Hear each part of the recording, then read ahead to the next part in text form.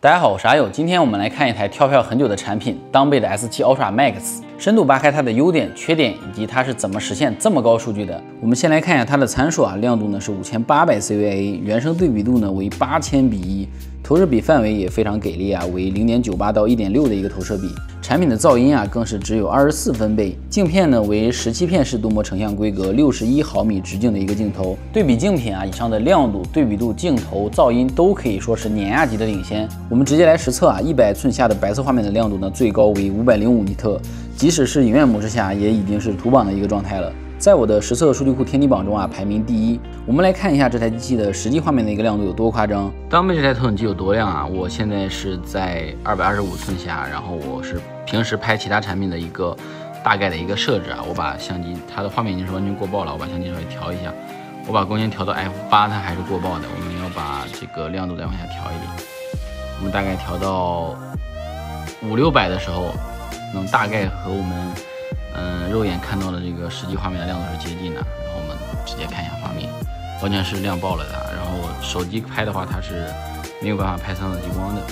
当贝这代用了一个双光源合光的一个方案啊，达到了48颗高亮激光器。用 MCL 加 Colors 这个方案，第一方面呢是保证产品的一个体积啊，而另一方面呢是这两个激光器不会有相干性冲突的一个问题啊，可以把散斑呢做得更加的纯净。这代对比度也非常夸张啊，使用我最推荐的 F4 光圈下，对比度呢也可以达到3000多的一个原生水平。F6 光圈下，我这台呢最高可以达到1万左右的一个对比度啊，比宣传的8000呢还反向虚标了。无论是 F4 还是 F6 啊，在我的对比度数据库天玑榜里呢，都可以断档领先目前所有的智能投影。注意啊，这是一个原生的数据。S7 Ultra Max 使用 DLP 技术的一个对比度表现呢，就已经追平了一些 LCOS 的产品啊，这你受得了吗？很多用户可能觉得这个模式的亮度降低了，但它降低后依旧比很多产品还要亮啊，不像其他产品啊，对比度只提升了几百。S7 Ultra Max 啊，在切换光圈后啊，它的上下黑边呢是肉眼可见翻倍的一个提升啊。讨论会那天啊，很多人现场都看了实际啊 ，S7 Ultra Max 的层次感啊，对比度、暗部呢都比旁边的一台4万多的 DLP 产品要好上很多。而且亮度呢也并没有表现得很暗啊。理论上来说啊，以往的点47的 DLP 产品啊，它的原生对比度上限呢不是只能做到1000多吗？我们来看看啊这台产品它是怎么实现的。来看曲线图啊，之前我们大部分产品的合光波长啊都在 f2.2， 注意啊，这里的 f2.2 指的是合光光道的一个口径啊，不是镜头光圈的一个口径的数值。这里的 F 啊和相机镜头的光圈很类似啊，数值越小啊我们就越叫做大光圈，比如说1点多、2点多就是大光圈，5.6呢、8、10这种就叫做小光圈。角度越小啊，光线呢就越纯净，也更容易控制漏光的问题啊。原生对比度呢也能变得更高了。其他产品一直不改变光路呢，主要是有几个原因啊。第一呢是技术难度比较高啊，第二呢是费用比较高，第三呢是聚到这么一块呢，它光的热量太高啊，也解决不了。即使是做大了，也会面临一个问题啊，就是光损太严重了。看曲线图就知道啊，这块芯片的对比度做到8000:1呢，亮度呢就只剩下100流明了。也就是说啊，你有一台1万多流明的一个投影机啊，实际画面的亮度啊，可能就只有1000多。所以 S7 Ultra Max 啊，肯定也是要先把亮度拉上去啊。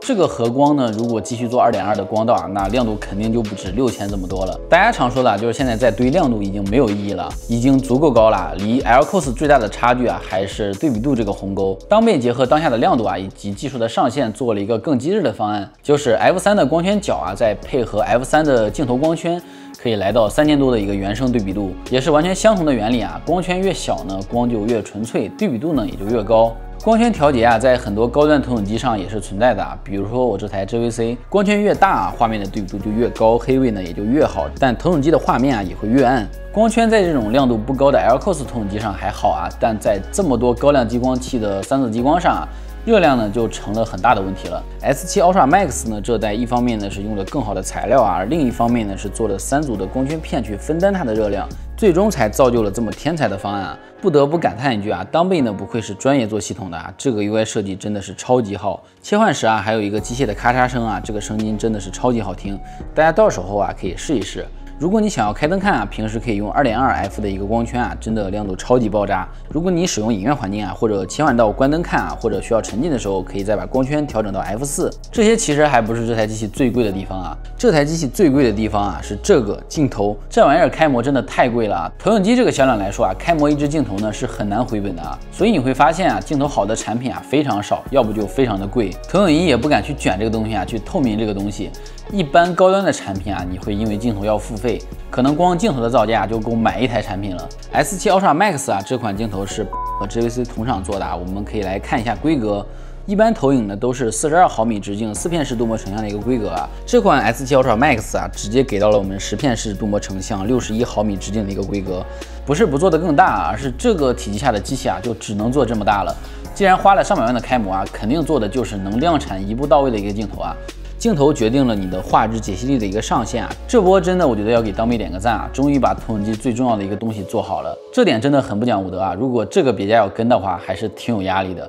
S7 Ultra Max 呢，它的投射比值呢为 0.98 到 1.6 的一个投射比啊，最短呢 2.17 米可以投射出100寸的画面。我这里呢，其实更长的这些产品啊，反而才是能用的啊。以往其他产品在我这里的画面都太大了 ，S7 Ultra Max 呢算是刚刚好。投射比这个东西啊，建议大家结合自己的环境以及幕布的实际尺寸来选择即可啊，得看自己实际需要多少啊，用不用得到，不要无脑的追求数值。S7 Ultra Max 啊，还做了一个随心墙面的一个功能，还是那句话，功能系统都特别好啊，但这个功能非常的不准啊，经常需要再辅助调整一下，主要是这个电动云台的精准度不太够啊。经常很多人都问我啊，有没有不带系统音响的投影？很多人都觉得1万块钱的投影啊，有2-3天都花在了云台、系统、音响这些地方。其实像电动云台这种功能啊，很多品牌呢可能成本呢就只有几十块而已啊，没有用户想的占比那么高。1万多块钱的投影啊，你把几十块钱花到任何地方啊，都不会带来很明显的提升啊。多个功能啊，解放双手，我觉得还是挺不错的。再说专业投影机都带系统这件事儿啊，如果说一台投影机它不带系统呢，那它的 CPU 内存并不会给你很好啊，在设置体验流畅性上啊来说，肯定就不如这种智能投影啊。即使只有几次设置啊，流畅和不流畅的体验还是很会影响心情的。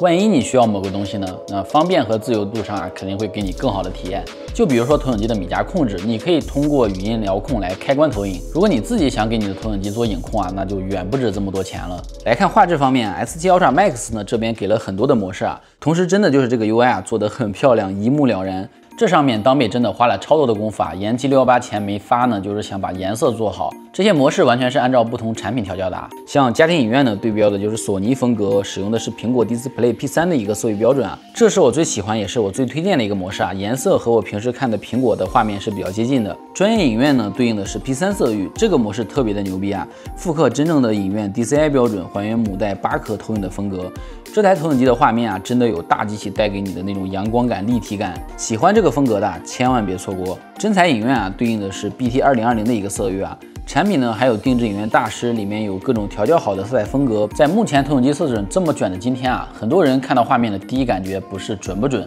而是心里舒不舒服。这台投影刚开机的时候啊，我心里是很不舒服的，因为宣传的有点强啊，但和我常看的画面呢还是有一点偏差，这就会让我有点怀疑啊，它的颜色是不是不对？最后设置成 Display P3 后啊，心里瞬间就舒服了。平时看习惯手机后啊，再切换到这个机器的这个模式，就会感觉很满意。这和你平时看的一些设备和你喜欢的一个风格是有很大的关系啊，毕竟每个人他都不是导演啊。这台产品呢，在杜比上也做了很多的划分啊，目前也是所有产品独一档，和 JVC 一样啊，可以根据自己的幕布增益调整，计算出一个更好的映射曲线。噪音往往是一台投影机的退货重灾区啊，而这台 S7 Ultra Max 呢，可以说根本就没有噪音。投影机用上了液冷散热，这你受得了吗？我试了一下，产品的背后旁边都没有热风啊，风是直接从底部出来的。这是 S7 Ultra Max 里用的散热啊，是不是很眼熟？这不是我 ROG 主机里的这个玩意儿吗？当时我买这个玩意儿花了我差不多1000多块钱啊。其实这台产品的部件的成本还是很高的啊，大头可以说真的都花在了画质和体验品质上。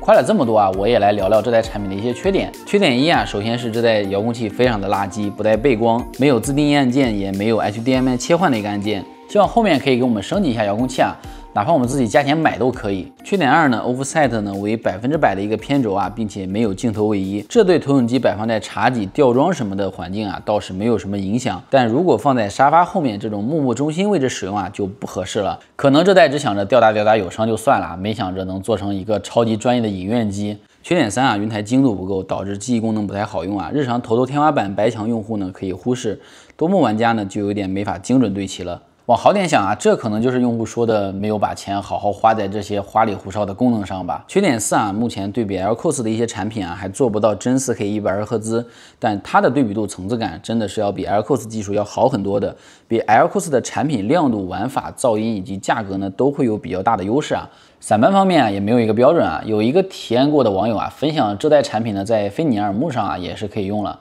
从这点来说啊，这代的散班表现我觉得还是很不错的，但还是有散班的，毕竟这个产品的亮度在这儿啊。理论上来说呢，就是越新的散班呢就会表现越好啊。如果你对散班有偏见啊，我觉得这代产品呢，你真的可以再体验一下。S7 Ultra Max 啊，因为有更好的镜头以及光路啊，在色彩表现方面呢，我觉得也非常的出众啊。即使在我这么大的225寸的一个幕布下，我人差不多站到这个距离下就已经看不到色散了。这个镜头画面的清晰度提升还是比较不错的。当贝这代产品啊，我说实话真的是良心炸了，很多东西呢都是有着颠覆性的创新。以前吹别的品牌啊，估计以后真的就要忍受吹当贝了。做这个视频的时候啊，我还不知道这个产品的定价啊，盲猜一波在15000左右，2万以内啊，我觉得绝对就是目前受众最全最强的一台投影机了。OK， 那么以上就是本期视频的全部内容啊。如果你需要任何的产品啊，我们都有团。我是不以自身利益为大家推荐产品的阿佑，如果做的还不错，可以帮我点赞转发。那么感谢大家的观看，我们下期再见。